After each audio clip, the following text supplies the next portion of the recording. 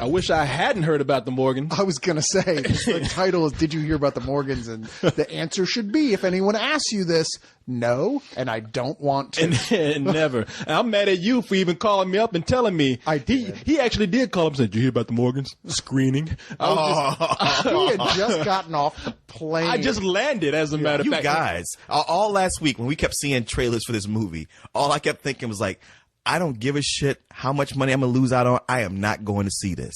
Well, you made a good decision, my man, because that trailer told you everything you needed to know, excluding some of the other dumb shit that was in there.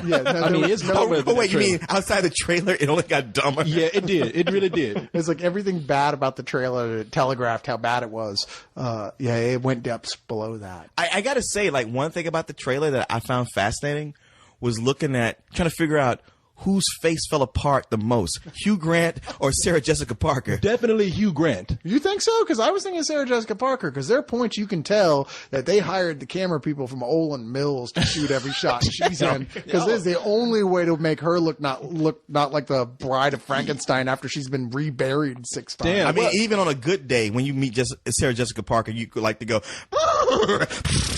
damn, y'all are rough, man. You know, shit, her face is rough. She's got a great body. No, she doesn't. Really? That girl is so skinny and she did in this movie. sinewy and just dried up. She looked good in this movie. She looked good. I'm telling you, man. Like back when she did, what was that Nicolas Cage movie? Honeymoon in Vegas. You sure that was Nicolas Cage you were thinking of? No. Back when she did Honeymoon in Vegas, she was at her hottest. Matter of fact, that movie was all about dressing her in white to show how hot she was. Oh yeah. And then she did the Steve Martin L.A. Story right afterwards, where she really capitalized on how hot she was. Sure. And then she did Mr. Ed, which was well, it was almost like just when I was at the point, I was like, man, this girl is fine. Oh, she's gonna be on Saturday Night Live. I can't wait.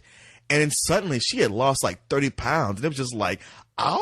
Well, she went through that Hollywood actress thing where they think they've got to be skinny as a rail, and Yeah. a lot of them go through that period. Oh, yeah. And then they eventually go, you know what, people are hating me now. I'm going to gain it back again. She never had that Lindsay second- Lohan experience. Yeah, she never had that second part. But she has some weight on her now. She looks like a normal woman, more or less. I think she looks all right in this movie. And maybe it's because Hugh Grant just looked crazy to me. Hugh Grant looks like he was on coke and shitting on himself through the whole movie. let me say this about Hugh Grant. Like, Hugh Grant was always known for being like so handsome, like guys would hate him. And now, like, you can see, like, man, he ain't looking so good. He's looking older, or his face is looking rough. However, and to Hugh Grant's credit, he looks rough because he has been partying his ass off for the last 10 years. Hookers and booze and blow. Yeah, ever since that whole hooker thing came out, like before he was trying to keep it discreet, he got busted. And after he got busted and what's her name? Elizabeth, Hurley broke up with him. He just went, fuck it. I'm going to go to the south of France and fuck every 20-year-old that comes my way and drink myself into oblivion. And here's a guy who's never had to go back to acting class or anything because no one's ever asked him to play any character but the same character. Yeah. And this is no exception. And the same is true of Sarah Jessica Parker. She's playing her character from Sex and the City, and he's playing Hugh Grant trademark, copyright. Except Bridget Jones, Hugh Grant. Sarah Jessica Parker, she doesn't bother me because it's just, for whatever it's worth, she's just doing Sarah Jessica Parker. It's just kind of like an average chick, whatever. Down to earth, yeah. But Hugh Grant, that nervous shit is killing me, man. It's gotten worse. I mean, you're going to feel real bad when it turns out he has MS. You're going to feel really bad. No, I won't. Well, let me ask you this, because there was like the nervous, nice guy Hugh Grant from like Notting Hill and everything before that. But then there came the later, what I preferred, the asshole Hugh Grant from Small Time Crooks and Bridget Jones' Diary. I mean, I actually dig that Hugh Grant a lot. And even the meta Hugh Grant from About a Boy. Where it was Hugh Grant. Well, yeah, because it was sort of playing a character commenting on his own career. He was playing a guy who was like in reaction to the type of parts he's played his whole life. Well, so which Hugh Grant do we get? We get the middle.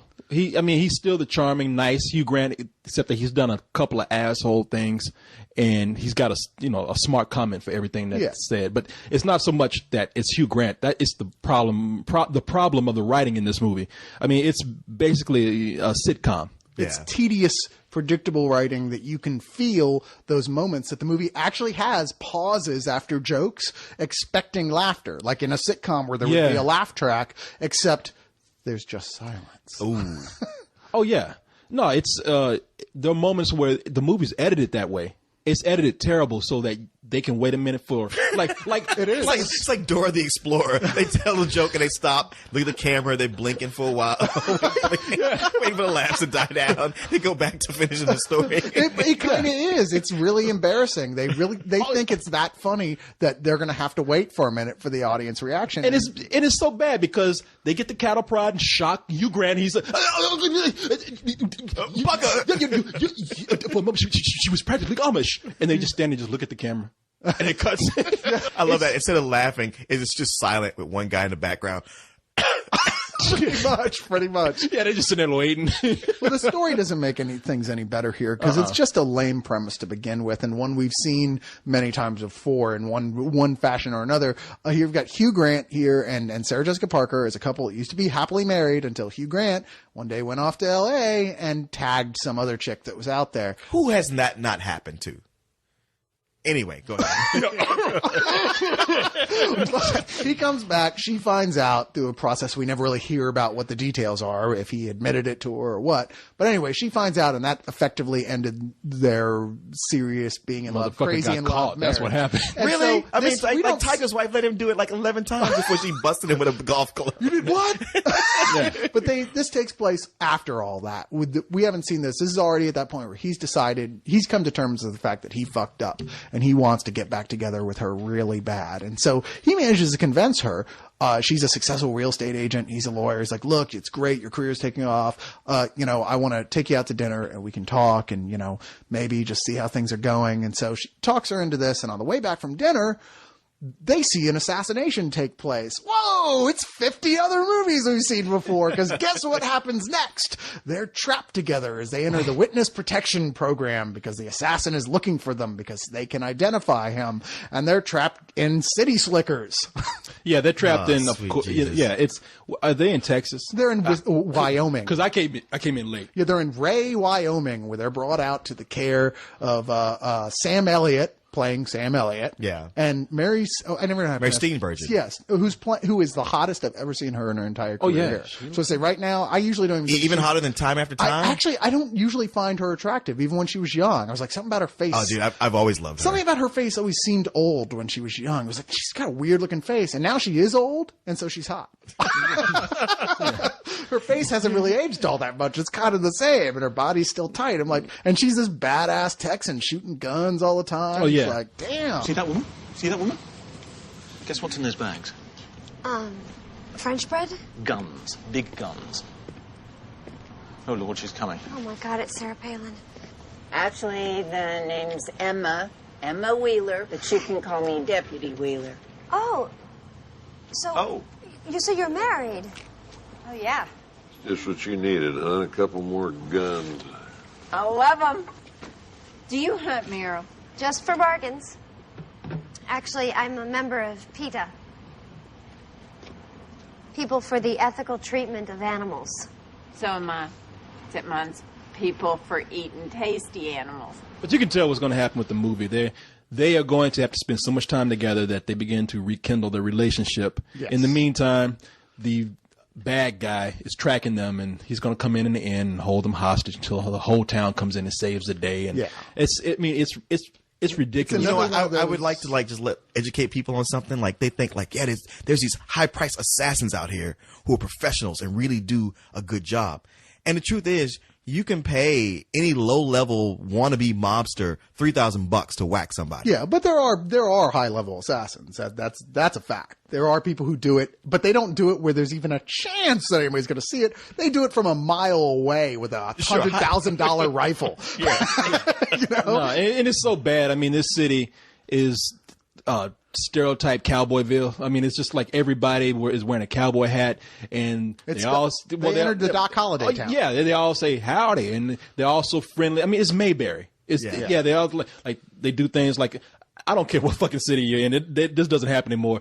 They're about to leave somewhere, and one of the guys was the doctor in the town. He's like, "Oh, you guys leaving now? Take my truck." And they're like, "Take your truck? We could never do that." And they're like, "Oh, everybody leaves their keys in their car and takes everybody's trucks." Yeah. Because the moment that happened, word would get around to some black town. There was a bunch of cars with keys in them. And people would come out and those cars would be fucking gone. I'm pretty sure you said that. I'm pretty sure in those kind of Mayberry towns, they hang black people as soon as they come in, so they got no fear of that. Sure enough, there was really no black people in No, this there town. were none. There was none on the Andy Griffith show No, either.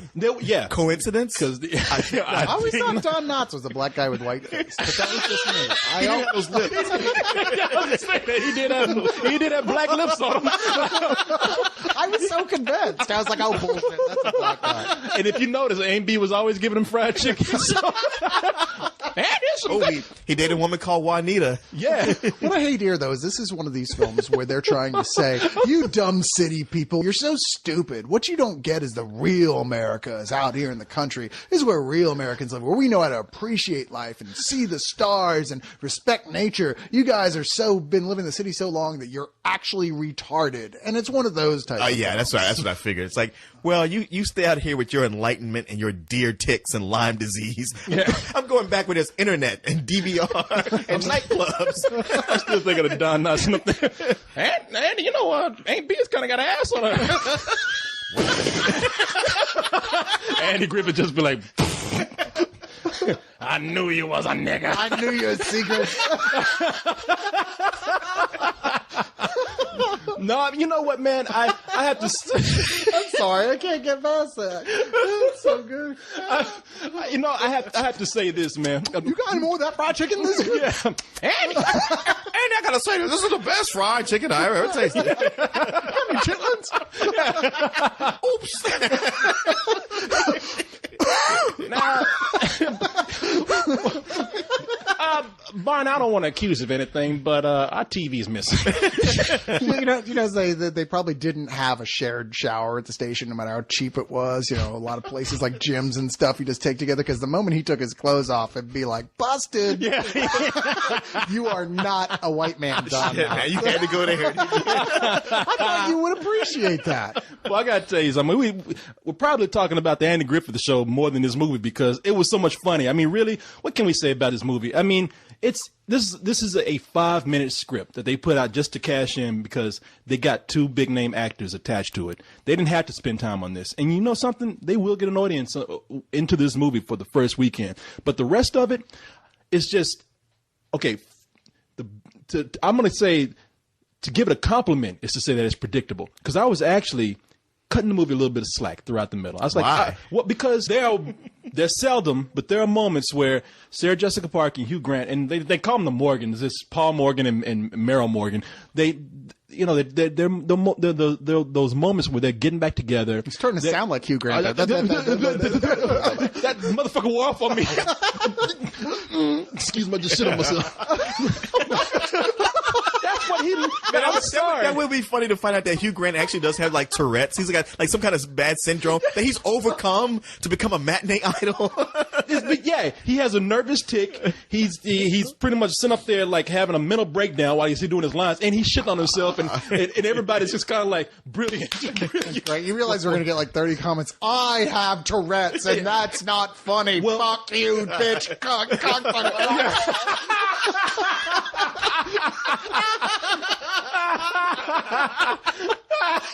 That's wrong, but it's funny. I'm sorry. It's funny. You got to put up the audio. Hey, no, that's funny though. And now you tell him, hey, Hugh Grant made it, so can you.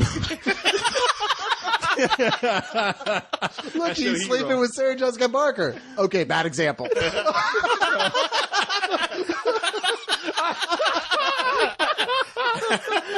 But man, no, I can do better than that. but no, there's moments where they are actually feeling like a couple who are rediscovering each other and getting back together. It's kind of sweet, and I'm like, this movie's not good, but all right, it's predictable romantic comedy. I can deal with it. But can I just tell people, fuck this movie? I'm gonna put a spoiler in there. If you don't really, did you hear about the Morgans means that much to you that you don't want to hear about spoilers? Walk away right now because. Oh, I know what you're going to say. Oh, yeah. Walk off right now because I'm going to tell you what happens. I just want to note it that I am not saying anything. But I gave people a warning. Please, to give you the full impact of how bad this movie becomes, I have to tell you about the ending. So walk away right now. And you know what? Just don't come back. I mean, because obviously this is not the review for you. Now, at the end of this movie, after me saying, okay, predictable romantic comedy, I'm gonna let it slide a little bit. It turns into a Three Stooges episode. The killer shows up, who's played by Michael Kelly, who I like that guy. I like that guy. Yeah, I like him too. He was one of his favorite characters was the guy from Dawn of the Dead for me. Yeah, and he was like one of the few people I liked in Changeling. Yeah, I did like him in that. Well, he's the killer. As we predict, he shows up to the ranch where the Morgans are staying, and On rodeo day.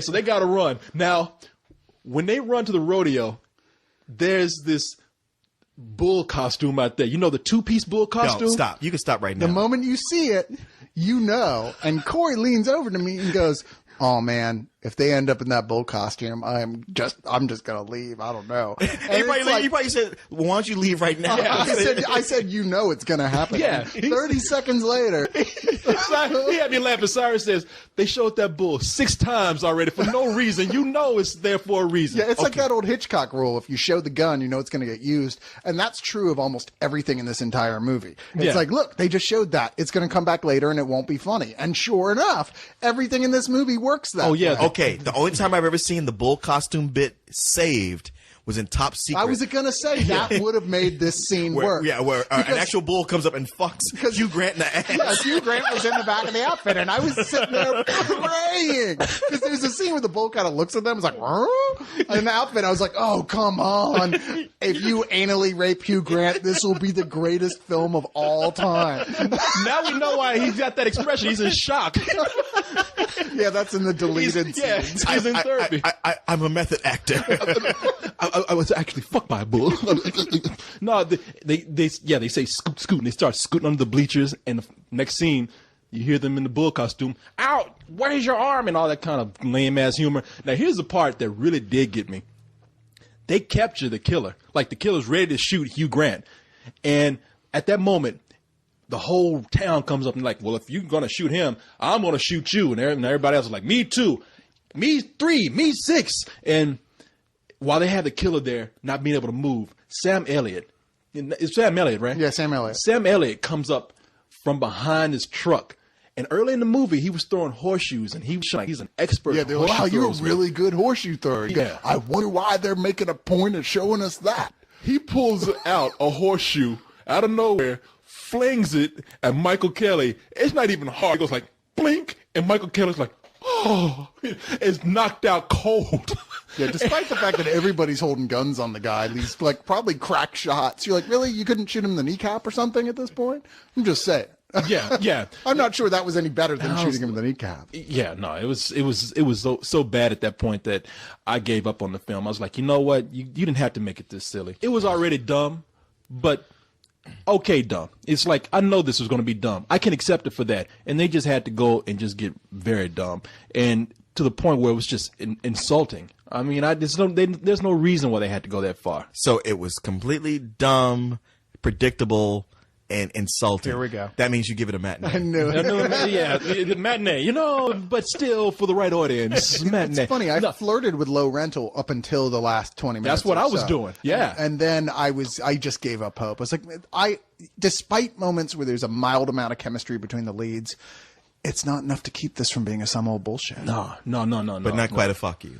No, not a fuck. There's nothing offensive. Okay. It's just there's nothing good either. Like I said, there's some things I liked in there besides the couple. I like Sam Elliott. I mean, whenever Sam Elliott was on the screen, I felt bad for him because I was like, why are you in this? Well, they didn't give him anything to do, quite frankly. no, He's I mean- only there to be Sam Elliott. Yeah, and that's okay for me. But in that movie, I mean, well, maybe it's because the rest of the movie was so shitty that he was just. You're looking for any Yeah, life I'm looking for raft. anything that's good, and he was the only decent thing in that movie, man, for me. So yeah, this is definitely some old bullshit. Yeah, it's too bad too, because I think Hugh Grant still can be funny. I don't know about Sarah Jessica Parker, but I think Hugh Grant's got it in him to be funny again. I've got this great script, in fact, about a guy who gets raped by a bull that I think would be perfect for him. This is the only place to eat in town.